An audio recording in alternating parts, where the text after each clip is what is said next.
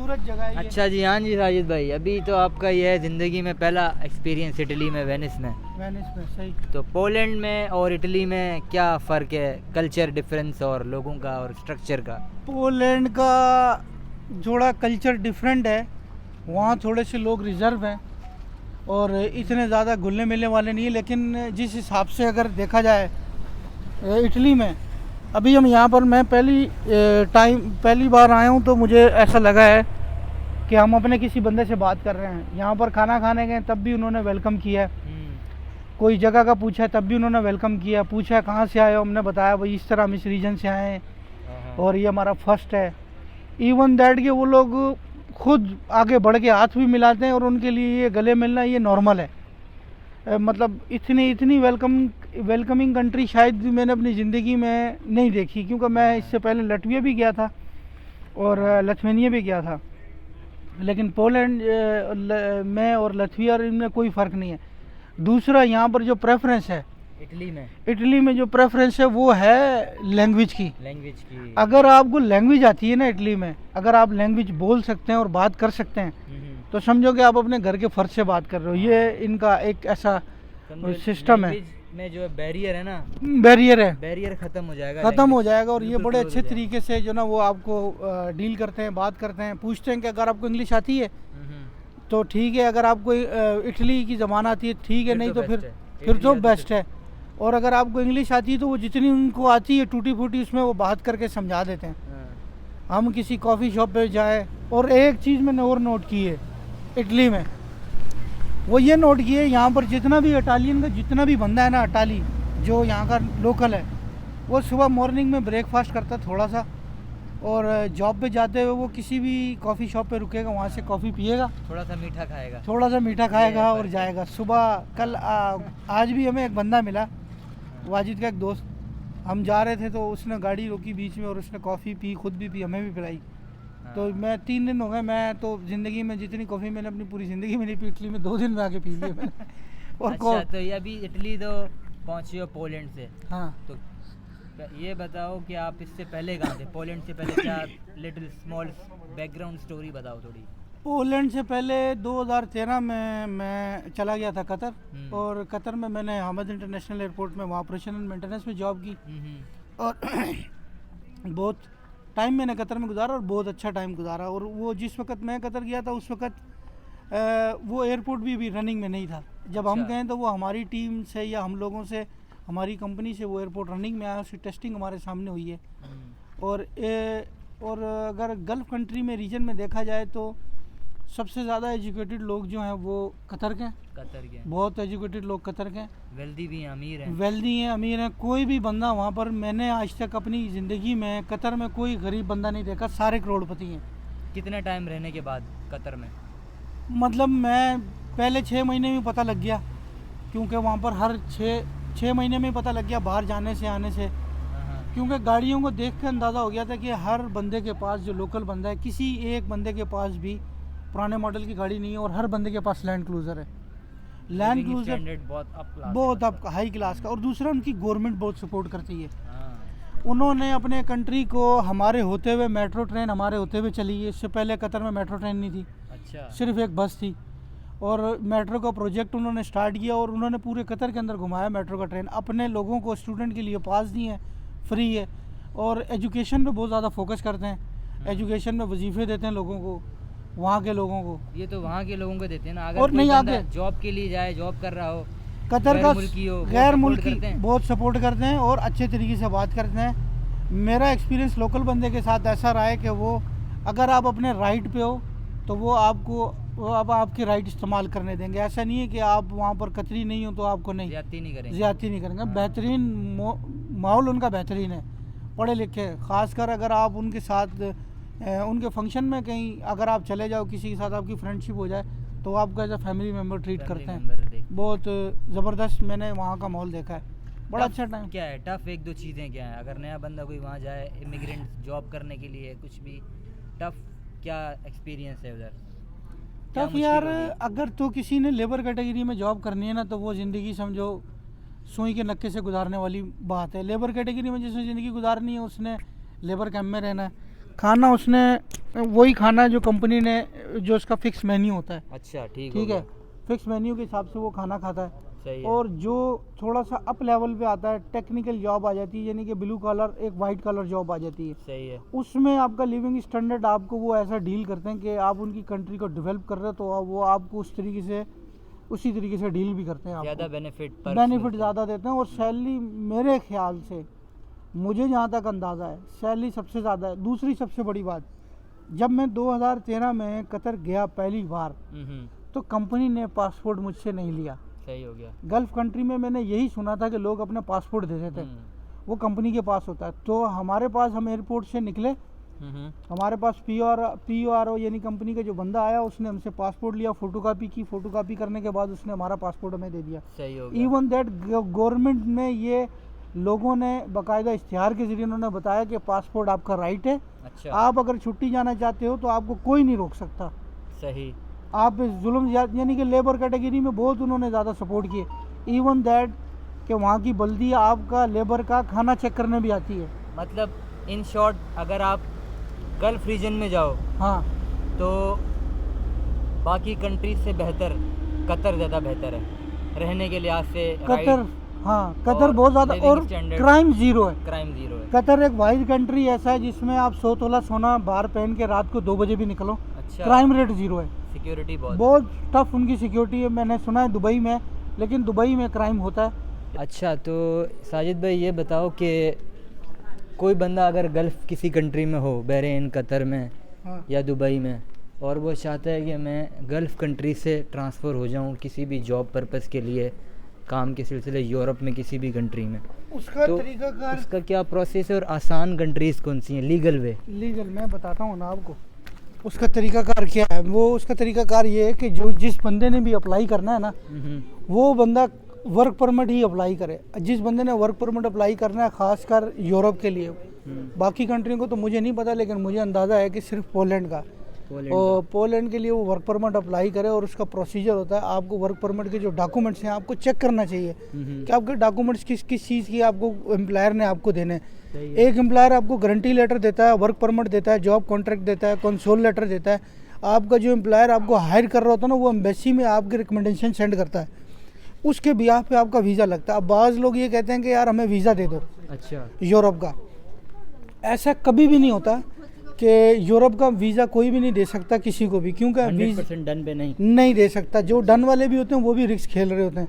अच्छा। उसमें सिलसिला यही है, सिंपल इज़ दैट कि आपने वर्क परमिट अप्लाई करना है। अगर कोई बंदा आपको कहता है कि मैं जो ना मैं आपको जनाब 30 लाख रुपए लेता हूँ पाकिस्तानी, 40 लाख रुपए लेता हूँ और मैं आपको वीज़ा दे देता हूँ, तो वो वीज़ा नहीं दे सकता, क्योंकि वीज़ा ग्रांट करना होता है एम्बेसी ने अंदर से। और आपको जिस भी बंदे ने यूरोप में जिस भी आप कंसल्टेंसी से आप अप्लाई करोगे, आप जब तक वर्क परमिट अप्लाई करके नहीं आओगे ना, तो आप यूरोप में जॉब नहीं कर सकते। दूसरी बात, अगर आपने विजिट वीज़ा अप्लाई किया, विजिट वीज़ा अप्लाई करने के बाद अगर आप मैं जहाँ तक मुझे पता है, अगर आपने पोलैंड में रुकना है तो आप विजिट वीज़ा आपका कन्वर्ट ही नहीं हो सकता। होगा, उसकी सूरत हाल बहुत सारी डिफरेंट है। उसका वजह ये है कि आपका विजिट वीज़ा एक सूरत में कन्वर्ट होगा कि अगर आप वहाँ की इन्वेस्टमेंट करो, और इन्वेस्टमेंट भी इतनी कि तगड़ी, कम से कम पाकिस्तानी 1.5-2 करोड़ रुपए की इन्वेस्टमेंट शो करो आप।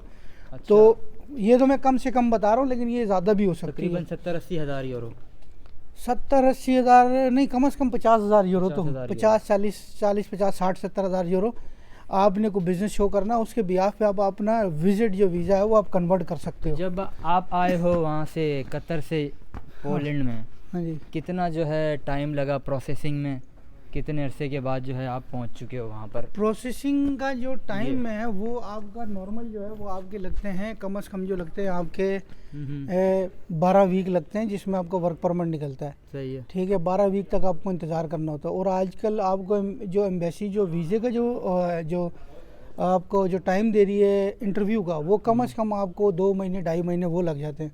अच्छा, कम से कम 6-7 महीने लग जाते हैं इस प्रोसीजर में। लेकिन जो 3 महीने के अंदर आपका कंफर्म है कि गवर्नमेंट आपको जो 3 महीने के अंदर वर्क परमिट आपको इशू कर देती है।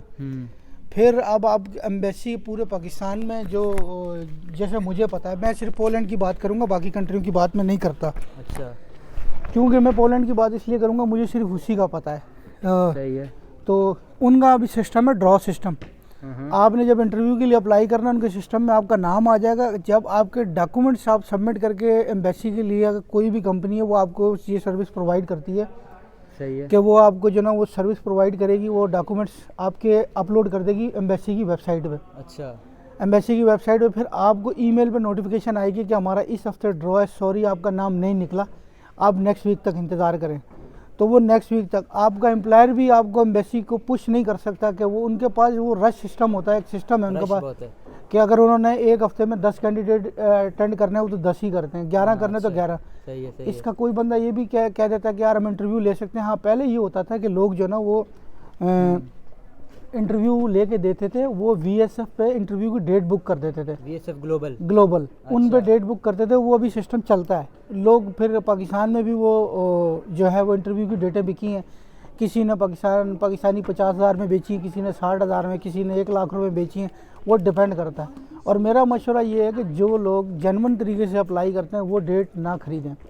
और रह गई बात इंटरव्यू की, वेट करना चाहिए। रह गई बात इंटरव्यू की, जब आप इंटरव्यू देने जाते हो, आप हमारे मोस्टली बंदे कहते हैं यार मेरा इंटरव्यू फेल हो गया। भाई उसकी रीज़न है, क्यों हो गया, वजह रीज़न देते हैं, वो रीज़न देते हैं, वजह से हुआ है, रीज़न देते हैं, वो इस वजह से आपका हुआ है, रीज़न आपको बिल्कुल देंगे। लेकिन हाँ, जेन्युइन रीज़न। लेकिन जिस बंदे का इंटरव्यू रिजेक्ट होता है उसका एक रीज़न है ना, कि वो इंटरव्यू रिजेक्ट करेगा तो उसका क्या मसला है, वो हो गया, वो आपको पेपर देंगे, दोबारा कर लो, फिर अप्लाई दोबारा कर लो। मोस्टली पैसे ज़ाया होंगे। हाँ, मोस्टली बंदों का इंटरव्यू जो रिजेक्ट होता है ना, उसकी एक रीज़न है कि लोगों के अंदर कॉन्फिडेंस ही नहीं है बात करने का। हाँ। किसी बंदे में कोई कॉन्फिडेंस नहीं है, वो जाएगा वहाँ, जो भी आपका एम्बेसी में जिस बंदे ने आपका इंटरव्यू लेना है, चाहे वो लड़की हो या लड़का हो या कंसुलर हो, उसने आपका इंटरव्यू लेना है, वो आपसे ये पूछेगा कि भाई आप कहाँ जा रहे हो, आप बताओ कि मैं इस कंट्री में जा रहा हूँ। अपनी रिसर्च तो पूरी करो। आप अपनी रिसर्च भी पूरी नहीं करते कि आप किस कंट्री में जा रहे हो, किस कंपनी में जा रहे हो, आप किस रेजिडेंस पे जा रहे हो, आपकी क्या सैलरी है, आपका क्या पैकेज है, आपका टैक्स कौन पे करेगा।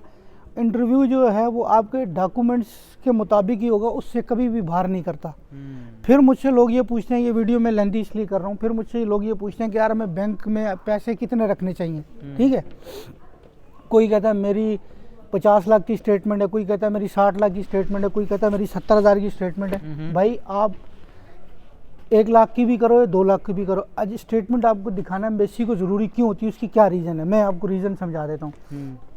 फ़र्ज़ करें कोई बंदा पाकिस्तान से अप्लाई कर रहा है, जो बंदा पाकिस्तान से अप्लाई कर रहा है, एम्बेसी उसका सिर्फ और सिर्फ देखती है कि 3-4 महीने तक ये बंदा अपनी फैमिली को सपोर्ट कर सकता है, पैसे इतने छोड़ के जा रहा है, कर सकता है, और हमारी कंट्री में जाके बोझ तो नहीं बनेगा। सिर्फ इसके जॉब वाले बंदे का 1 करोड़ भी अगर वो अपनी बैंक स्टेटमेंट शो कराएगा ना, तब भी उसका वीज़ा रिजेक्ट हो जाएगा। जितनी आपकी बेसिक सैलरी है, आप अपनी साल की सेविंग, अगर आपने 7 साल जॉब की है, 7 साल की आपकी क्या सेविंग, आप फैमिली के लिए क्या छोड़ के जा रहे हो। सही है। अब हर बंदा कहता है यार मेरी क्या नाम है, जो मेरा इंटरव्यू रिजेक्ट हुआ है, मेरी जो ना वो इन्वेस्टमेंट की वजह से, कि मेरे अकाउंट में पैसे नहीं थे। ऐसा मुमकिन ही नहीं है। जब एक कंट्री आपको जॉब प्रोवाइड कर रही है, जब एक कंट्री ने जॉब प्रोवाइड करनी है आपको, तो वो आपकी स्टेटमेंट पे ज़्यादा गौर क्यों करेगी, लेकिन वो आपको फाइनेंशियल देखेगी कि ये बंदा हमारी कंट्री में जाके, अगर ये इसको फ़र्ज़ करो कोई मसला आ गया हमारी कंट्री में, कोई मतलब अगर जॉब ना हुई, तो ये 3-4 महीने के अंदर सर्वाइव कर लेगा नहीं कर लेगा। और फिर इसीलिए वो ये नोट करते हैं कि ये अपनी फैमिली को ज़िंदा रखने के लिए हमारी कंट्री में क्राइम तो नहीं करेगा। एक ये रीज़न है। कोई भी बंदा अगर मेरी इस बात से डिसअपॉइंट करता है, मेरी बात को नहीं मानता, कहता नहीं मेरी रीज़न गलत है, भाई आप एम्बेसडर के साथ बैठो, बड़े एम्बेसडर के साथ अपील कर सकते हैं। हाँ, आप बैठो, आपको वो बता देगा। अपील आपके पास 3 चांस होते हैं अपील करने के प्रॉपर। पहला चांस अगर आपको रिजेक्ट होगा, वो आपको ये बताएगा कि आपका ये रीज़न है। उसमें जो आपको पेपर देगी एम्बेसी, जो आपको उसने पेपर प्रोवाइड करना, उस पर A to Z रीज़न लिखा होता है कि क्या रीज़न है, क्या रीज़न नहीं है। ठीक है। अच्छा, अभी जो है एक्सपेंसिव जो है, एक्सपेंस तकरीबन कितना एक्सपेंस आ जाए, कोई बंदा जॉब कॉन्ट्रैक्ट ले, कोई सेटिंग बनाए, हाँ, इस तरह कुछ करे, तो भाई कंट्री से कितना पैसे लग जाएंगे और पाकिस्तान से कितने पैसे भाई लग जाएंगे? मैक्सिमम जो है ना लमसम, ये मैक्सिमम कम से कम जो है ना, अगर किसी ने गल्फ कंट्री से आना है, उसके कम से कम 2 से 2,500 यूरो लग जाते हैं। अच्छा। किसी के 1200 यूरो भी लगते हैं, किसी के 1600 भी लगते हैं, डिपेंड करता है कंपनी की प्रोफाइल पे। और अगर पाकिस्तान से आ रहा हो, और अगर पाकिस्तान से आ रहा हो, तब भी उसका तकरीबन कम से कम पाकिस्तान से बहुत ज़्यादा होगा, 2,500 साढ़े 3,000 यूरो, 3-3,500 यूरो उसका हो जाएगा। और ये वो उसने जब अप्लाई करना है, वो ये सोच के अप्लाई करे कि उसने पैसे अपने समझ लो भूल गया इन्वेस्ट करके कि उसने कंट्री ने उसने अप्लाई किया, फेल भी हो सकता है, फेल भी हो सकता है। रिस्क है इसमें। हाँ रिस्क है, लेकिन आप रिस्क लो। अब जो बंदे एजेंट के थ्रू चले जाते हैं, जो बंदे एजेंट से लूटने के लिए चले जाते हैं, एजेंट उनसे ज़्यादा पैसे ले लेते हैं, तो एजेंट उनसे ज़्यादा पैसे ले लेते हैं। अब वो पैसे तो आगे उतने ही जमा होते हैं, अच्छा, जितने। अब कोई भी बंदा है वो ये कहता है यार मैंने अप्लाई किया है, मैंने अप्लाई करने के बाद मैंने ना अपने क्या कहते हैं पैसे वापस लेने हैं। अगर आपकी इमिग्रेशन में फ़ीस जमा हो गई तो इमिग्रेशन से वापस नहीं आएगी। अगर आपकी वकील की फ़ीस आपकी जमा हो गई तो वो भी वापस नहीं होगी। अच्छा, बिल्कुल नहीं होती वो वापस। सही है। ठीक है। और जब आपके पास वकील है, अब पाकिस्तान में कोई भी बंदा है वो 1000 यूरो का नुकसान बर्दाश्त करेगा, उसके लिए पाकिस्तानी करेंसी में वो बन जाते 3-3.5 लाख रुपए। लेकिन यहाँ के हिसाब से नॉर्मल है। नॉर्मल है। अब एक वकील है, वकील की फीस 500-600 तो होती है, नॉर्मल। उसने 3 बार आपको अकोमोडेट करना होता है। फिर इमिग्रेशन में जो गवर्नमेंट में जो आपने फॉर्म लगा के पैसे जमा कराने, जो कंपनी ने यहाँ पर आपका प्रोग्रेस स्टार्ट करना है, तो वो तो आपके पैसे वापस नहीं आएंगे। अब लोग इसी वजह से जो एजेंट हजरात हैं वो उनको कहते हैं हम आपका डन बेस पे वीज़ा लगा देते हैं। किसी बंदे का डन बेस पे वीज़ा लगता ही नहीं है। और जो विजिट वीज़ा होता है वो भी डॉक्यूमेंट्स बनाते हैं। अच्छा। वो लोगों से कोई बंदा किसी की क्या सेटिंग होती है, वो 50 लाख ले लेता है, 30 लाख ले लेता है विजिट वीज़े पे, लेकिन वो फीस उतनी ही पे करता है जितनी एम्बेसी के जो ब्रोशर है उस पर लिखी हुई है कि भाई ये विजिट की है, उसमें ये डॉक्यूमेंट्स हैं, ये बनाने आपने, ये लगाने। चलो अभी आपके पास कोई ऐसा लिंक है जो हम वीडियो के नीचे लगा दें कि बंदा यहाँ अप्लाई करे, इस वेबसाइट पे इंफॉर्मेशन ढूंढ ले, वो इन्फॉर्मेशन तो हम लिंक भी लगा देंगे। हाँ मैं लिंक लगा देंगे, लिंक मैं दे सकता हूँ। लिंक का ये है कि मुझे पता है, जब मैं तो सिर्फ और सिर्फ उसी चीज़ की इन्फॉर्मेशन दे सकता हूँ जहाँ मैंने मुझे पता है। ठीक है। ये किसी ने कांटेक्ट करना है, किसी ने पूछना है, फ्री ऑफ कोर्स। अब मुझसे बाज़ औक़ात पाकिस्तान से ऐसे बंदे मुझसे कांटेक्ट करते हैं, यार हमसे पैसे ले लो, भाई मैं एजेंट नहीं हूँ, इस तरह नहीं आप हमें वीज़ा लगा के दे दो, भाई मैं एम्बेसडर नहीं हूँ। इस तरह नहीं होता। ठीक है, मुझे नहीं पता। आप प्रॉपर प्रोसीजर को फॉलो करो, चैनल के थ्रू आओ, कंपनी के थ्रू। कंपनी आपको कंपनी का नहीं पता, गूगल पे नज़र नहीं आ रही, भाई मैं आपको कंपनी का नाम बता देता हूँ, आप उसके साथ डायरेक्ट बात करो, कंपनी के अकाउंट में आप पैसे जमा कराओ, वो आपसे डायरेक्ट डील करेगा। हम बीच में हमारा ना लेना ना देना। हम ये कि आपकी एज आ कोई इंडिया से है, कोई पाकिस्तान से है, बांग्लादेश से, जो हो सकती है वो करेंगे। इटली का मुझे नहीं पता, लेकिन पोलैंड का पता है मुझे कि उसका ये प्रोसीजर है। और पोलैंड में 99% लोग इंडिया पाकिस्तान से आते हैं और लीगल आते हैं। और पोलैंड वाइड एक ऐसा कंट्री अनलीगल को अकोमोडेट ही नहीं करता। अगर आप अनलीगल हो आपको कंट्री लीव करके जाना ही जाना है। इनलीगल तो बंदा रखते ही नहीं है पोलैंड वाला। तो हो गया जी। तो आज जो है हम वेनिस में मिले हैं कितने सालों के बाद? आज हम वेनिस में मिले हैं भाईजान, मैं मिला हूँ आपसे 5 साल बाद। 5 साल के बाद मिले हैं हम यहाँ। और यहाँ पर आज और जो मौसम है यहाँ पर, मौसम बड़ा ज़बरदस्त है।